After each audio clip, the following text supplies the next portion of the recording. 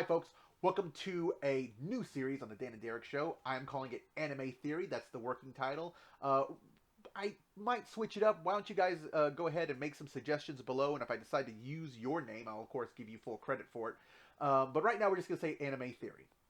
Don't forget, if you want to see more videos like this, to like and subscribe. And of course, always hit that little alarm bell so you're notified whenever we upload new content, such as our anime reactions, our original content, such as our trivia challenges me and Dan sometimes do, and our various other stuff that we go and post up. Now, today, our first episode of Anime Theory is on Naruto, specifically Orochimaru. Now, if you have not seen all of Naruto Shippuden, go ahead and click away from this video. Do not watch this video until you've seen all of Naruto Shippuden for two reasons. One, it's going to be very, very confusing if you don't know what I'm talking about. And two, it contains some spoilers, even if you've only watched part of the way through Naruto Shippuden. Now, what we're going to talk about today is not can Orochimaru be a perfect sage, but is Orochimaru already a perfect sage? See, I have a theory that Orochimaru was born a perfect sage.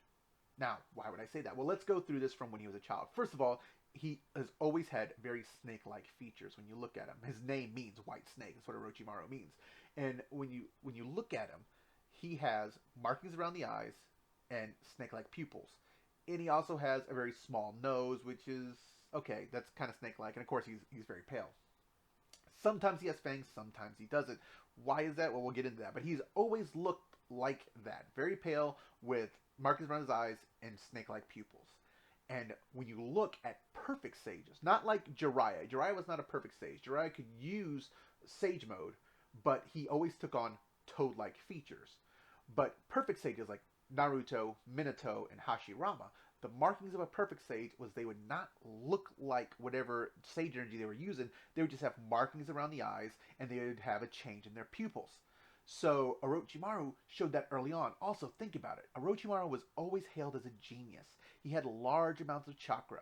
He could master almost any jutsu that he wanted to use. And Sage Mode lets you go and utilize new jutsu that you normally couldn't utilize, and it gives you very large chakra reserves because you're not using your own chakra. We've never seen Orochimaru to the point to where he has completely run out of chakra.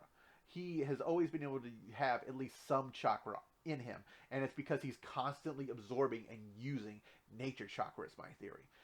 Now, more proof of this is what happens when he fights Jiraiya and Tsunade. So first of all, you got to remember, yes, Jiraiya was poisoned by Tsunade, but he was still at like 30% of his capacity. And Tsunade, yes, she was crippled by her phobia, but at a later point, she's able to fight at full power.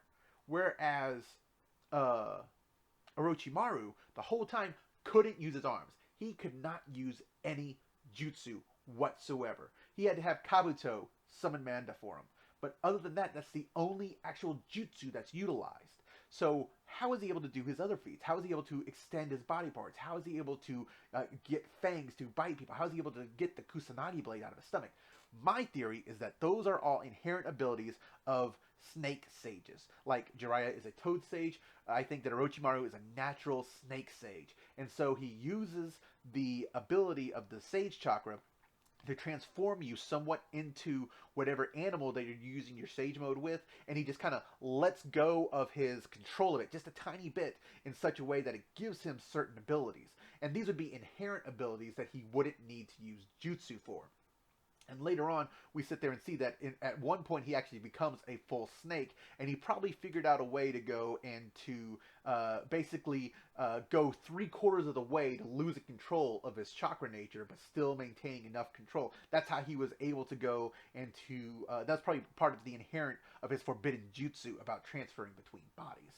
So, on my next video, which is going to be coming up, it's going to be about the connection between Sage Chakra and the Cursed Seal that he developed and the Sharingan. So don't forget to go ahead and watch that. Once again, sounding like a broken record, I know. Don't forget to click like and subscribe, make a comment below, and of course, see you on our next episode of Anime Theory, and check out our other series, such as our Epic Rap Battles Explained and our anime reactions.